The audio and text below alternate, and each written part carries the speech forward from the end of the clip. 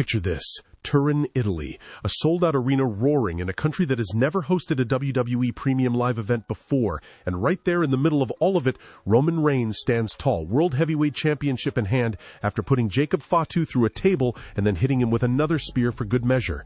That was Clash in Italy. That was Sunday, May 31st, 2026, and what happened in the 24 hours that followed? One of the most electric stretches of Bloodline storytelling we have seen in years. Buckle up, because we are covering all of it today on Wrestle. Let's go all the way back to the beginning of this chapter, because context matters here. After Roman Reigns dethroned CM Punk for the World Heavyweight Championship at WrestleMania 42, he was immediately confronted by his real-life cousin, Jacob Fatu, who made it very clear he wanted that title and everything that came with it. Reigns was reluctant at first. He didn't want to disrupt the Samoan dynasty's dynamics, but Fatu left him absolutely no choice when he hit him with the Tongan death grip on multiple occasions. At that point, it stopped being a request. It became a demand, and Roman Reigns, the man who does not bow to demands, had to accept it anyway. Their first match came at Backlash, where Reigns got the win, partly thanks to an exposed turnbuckle. Not exactly the clean, dominant statement that the head of the table prefers to make. And Fatu? He did not take that lying down. Coming out of Backlash, Reigns insisted that Fatu acknowledge him, and while the Usos tried to calm everything down, Fatu took out both Jimmy and Jay before going right back after Reigns again. The guy is literally built from a different material. He's walking around like getting hit by a spear is just cardio. On the May 11th episode of Raw, Fatu powerbombed Roman Reigns through the announce table, then, if that wasn't enough, ran back at full speed and sent Reigns and both Usos through the barricade. All three of them. At once, just because. That's not a wrestling move at that point, that's a natural disaster. So heading into Clash in Italy, we had a tribal combat match, no holds barred, weapons everywhere, no disqualifications. The rematch Fatu wanted, the stip that should have favored him. He even tried to end things early by locking in the Tongan death grip, but Reigns escaped it multiple times and then crushed Fatu's right hand with a toolbox to take the move completely off the table. Read that sentence again. Roman Reigns destroyed his cousin's hand with a toolbox in Italy in front of thousands of people, and somehow this man is the face of WWE. Incredible.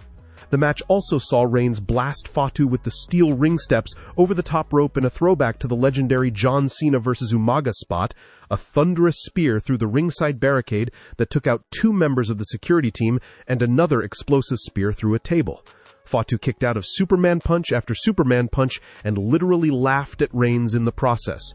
The crowd, by all accounts, was absolutely going insane for the Samoan werewolf. But at the end of the day, Reigns put Fatu away with a spear through a table, followed by a second spear for the pinfall, retaining the World Heavyweight Championship. With that win, Roman Reigns became the only man in WWE history to go 3 for 3 in tribal combat matches, having previously beaten Jey Uso at SummerSlam 2023 and Solo Sikoa on the Raw on Netflix premiere in January 2025. Nobody in that stipulation has ever left with their hand raised except Roman Reigns. At this point, it might as well be renamed Roman's Rules. Now, and here's where things get genuinely emotional. With the loss, Fatu was contractually obligated to acknowledge Roman Reigns as his tribal chief on Monday Night Raw. And if you've been watching WWE for any amount of time, you know the acknowledgement is not just a segment, it's a symbol, it's surrender, it's everything. If you're not already subscribed to Wrestle, this is a great moment to hit that subscribe button and ring the bell. We cover everything happening in WWE in real time, and you do not want to miss what's coming next in this story. On Raw, Fatu arrived, fashionably late, by the way, joking about it being his first day on the job, and honestly, even in the moment of defeat, this man kept his personality completely intact. He then got serious. He admitted that he knew exactly what was at stake when he agreed to the tribal combat stipulation, understood what losing meant, and accepted the result. But there was one thing he needed to make crystal clear before he bent the knee. He said he lost to Roman Reigns, but not to Jey Uso. And that line hit differently, because Jey was right there, and that's a thread that's not going away. Then came the moment. With the entire arena watching, Jacob Fatu dropped to one knee and formally acknowledged Roman Reigns as the tribal chief. Reigns responded by embracing Fatu and telling him that he loved him. Look, I'm not going to sit here and pretend I didn't feel something during that. The guy spent months refusing to bow to anyone, powerbombing legends through announce tables, laughing off Superman punches, and then one knee, one gesture, and the whole dynamic shifted. That's storytelling. The segment closed with Reigns standing alongside Fatu and the Usos, all of them raising their index fingers in the familiar Bloodline gesture. The band is back together. Except now, the Bloodline has arguably the most physically terrifying individual in WWE today standing in its ranks, willingly or not. The whole thing had a very, we just made the Death Star even more powerful energy to it, and nobody in WWE's locker room should be sleeping comfortably right now.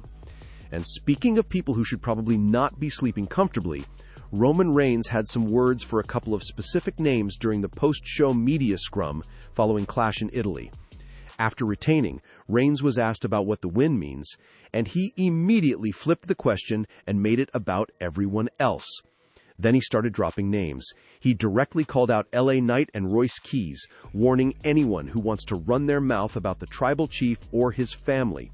He declared that his rivals are terrified of the Bloodline, and said he has been trying to do things the right way and shine a light on his legacy in a positive manner, but they're forcing his hand. He closed it out simply, "Keep on trying me. I'll run it all forever." Which is a perfectly unhinged thing to say directly after surviving a no-holds-barred match with a man who headbutts people for fun. As for the context around these two names, LA Knight has been seen on Raw in recent weeks, reminding the Usos that they're falling back into their old ways by following the head of the table. And Royce Keys has some unexplained history with Solo Sikoa, who has been trying to recruit him with zero success. So these aren't random call-outs, these are targeted. Reigns is watching, he's aware, and the Bloodline now has muscle to back it up. LA Knight himself has history with Reigns. They squared off at Crown Jewel 2023, and while Knight has been on the fringe of the main event scene since then, the audience has never stopped wanting his moment. If this feud gets built properly, that crowd reaction is going to be absolutely deafening, and a fully powered-up Bloodline standing across from an LA Knight who has something to prove, that's must-see television. The wild card in all of this is where Jacob Fatu's head is actually at. He acknowledged Reigns. He dropped to one knee. But he also made sure everyone knows Jey Uso is not his boss. That tension is sitting right there in the background like a lit fuse. And with Solo Sikoa and the MFTs lurking, Solo was spotted staring down the champion in the post-match moments at Clash in Italy, there are 5 different directions this Bloodline story could explode in, and probably all of them will happen simultaneously because that's just how WWE does it. What a time to be a wrestling fan.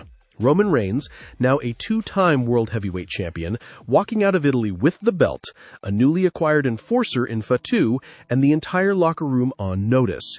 If you think this story is winding down, you have not been paying attention. Make sure to like this video before you leave. It genuinely helps the channel more than people realize. And if you haven't subscribed yet, hit that button and the bell so you don't miss a single breakdown we drop. We're covering every chapter of this Bloodline saga in real time, and the next few weeks of Raw are going to be must-watch. The Tribal Chief has his army, he has his belt, he has his cousin on one knee, and now he has LA Knight and Royce Keys by the name. The only question left is who runs into this Bloodline first, and how badly does it go for them?